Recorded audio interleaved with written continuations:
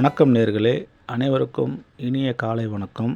இன்று என்னென்னா, நம்மளோட பிறப்பு ஏதோ ஒரு வகையில் நம்ம கர்மாவை அனுபவிக்கத்தான், அந்த கர்மாவை கழிப்பதற்காக தான் நமது பிறப்பு. இந்த கர்மாவை கழிப்பதற்கு பல வகையான வழிகள் இருக்குது. ஒரு ஜோதிட ஆசிரியர்களும் ஒவ்வொரு விதமான வழிகளை சொல்லுவாங்க. அப்படி ஒருத்தரால் முடியும், ஒரு சிலரால் முடியாது. ஆனால் இந்த கர்மாவை கழிக்கிறதுக்கு ஒரு எளிமையான வழி, இயற்கையான பொருளை வச்சு நம்ம கூட விளையும் காய் கனி இதை வச்சு நம்ம எப்படி கர்மாவை கழிக்கலாம் அப்படின்றத ஒரு சின்ன டிப்ஸு உங்களுக்கு தரேன். முடிஞ்சவங்க இதை நீங்கள் பின்பற்றுங்க. இது எப்படின்னா, இதை தொடர்ந்து நீங்கள் பண்ணணும். இதை தொடர்ந்து பண்ணும்போது அந்த கர்மா பலன் தீரும் அப்படின்றது ஒரு ஜோதிட விதி தான். இது பல வகையில் கர்மா கழியும் என்றாலும் இந்த வகையிலே நீங்கள் முயற்சி பண்ணி பாருங்கள். இதுவும் உங்களுக்கு ஒரு நல்ல பலன் கிடைக்கும் அப்படின்றது ஒரு நம்பிக்கை தான். எப்படி அப்படின்னா, நீங்கள் எந்த லக்னமாக இருக்கலாம், இது ராசி கிடையாது, லக்னம் தான் மெயின். இதுக்கு நீங்கள் எந்த லக்னத்தில்னா பிறந்திருக்கலாம். அந்த லக்னத்துக்கு 10ஆம் அதிபதினு ஒன்று இருக்கும். இப்போ உதாரணத்துக்கு அப்படி எடுத்துக்கிட்டிங்கன்னா, இப்போ மேஷ லக்னம் அப்படின்னா அதுக்கு 10 கூடியவர் யாராக வருவார்னா மகர ராசி வரும். இந்த ராசிக்கு அதிபதி சனி பகவான் வருவார். சரிங்களா? அடுத்து இன்னொரு உதாரணம் அப்படின்னு பார்த்தீங்கன்னா, கன்னி லக்னம் வச்சுங்க. இந்த கன்னி லக்னத்துக்கு 10ஆம் வீட்டுக்கு அதிபதி யாராக வருவார்னா மிதுனம் வரும். மிதுனத்துக்கு அதிபதி புதன் வருவார். இந்த மாதிரி ஒரு லக்னத்துக்கும் தனது 10ஆம் வீடு என்ன அப்படின்றத பாருங்கள்.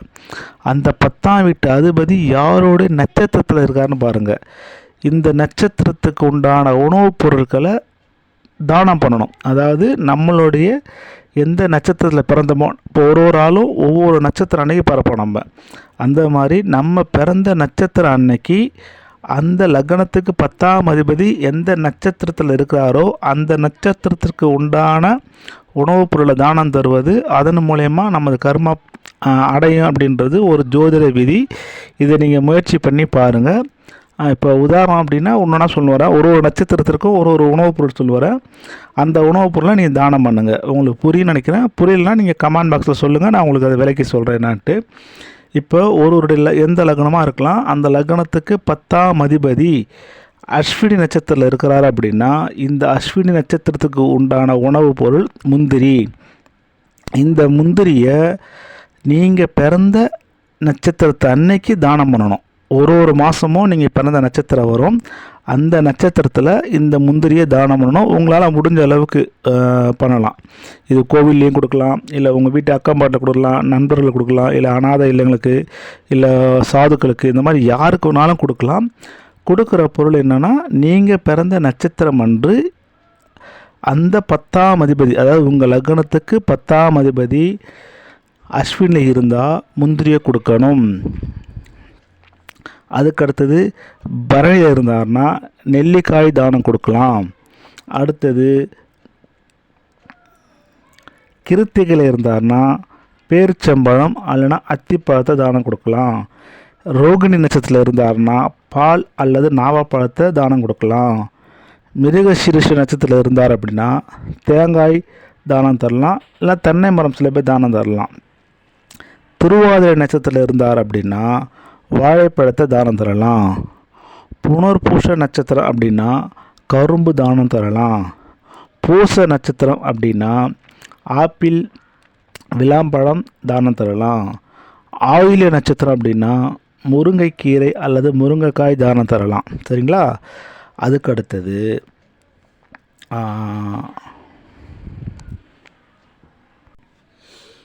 அடுத்தது மக நட்சத்திரத்தில் இருந்தார் அப்படின்னா பூசணிக்காய் அல்லது மாங்காய் தானம் தரலாம். அதுக்கப்புறம் பூர நட்சத்திரத்தில் இருந்தார் அப்படின்னா எலுமிச்சைப்பழத்தை தானம் தரலாம். உத்திர நட்சத்திரத்தில் இருந்தார் அப்படின்னா மாதுளம்பழம் தானம் தரலாம். அஸ்த நட்சத்திரத்தில் இருந்தார் அப்படின்னா ஆரஞ்சு பழம் தானம் தரலாம். சித்திரை நட்சத்திரத்தில் இருந்தார் அப்படின்னா சாத்துக்கொடி மாம்பழம் தானம் தரலாம். சுவாதி நட்சத்திரத்தில் இருந்தார் அப்படின்னா ட்ரை திராட்சை மேலே உலர் திராட்சை தரலாம். அதே மாதிரி தேன் தரலாம். விஷாக நட்சத்திரத்தில் இருந்தார் அப்படின்னா சப்போட்டா பழம் கல்கண்டு தானம் தரலாம். அனுஷ நட்சத்திரத்தில் இருந்தார் அப்படின்னா நுங்கு சப்போட்டா தானம் தரலாம். கேட்டை நட்சத்திரத்தில் இருந்தார் அப்படின்னா வல்லாரைக்கீரை ஜெர்ரி பழம் தானம் தரலாம். அதன் பிறகு மூல நட்சத்திரத்தில் இருந்தார் அப்படின்னா கொய்யா பழம் தானம் தரலாம். பூராட நட்சத்திரம் அப்படின்னா வெள்ளரிக்காய் அல்லது காளான் தானம் தரலாம். உத்திராட்டாதி நட்சத்திரம் அப்படின்னா பலாப்பழம் தானம் தரலாம். திருவோண நட்சத்திரம் அப்படின்னா சீத்தாப்பழம் தானம் தரலாம். அவிட்ட நட்சத்திரம் அப்படின்னா ஆப்பிள் அல்லது தக்காளி தானம் தரலாம். சதய நட்சத்திரம் அப்படின்னா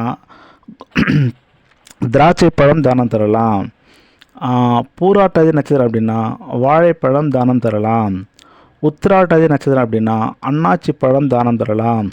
ரேவதி அப்படி என்றால் இலந்தை பழத்தை தானம் தரலாம். அதாவது நான் சொன்னது உங்களுக்கு சரியாக புரியலன்னா மறுபடியும் இந்த ரெக்கார்டை கேளுங்க.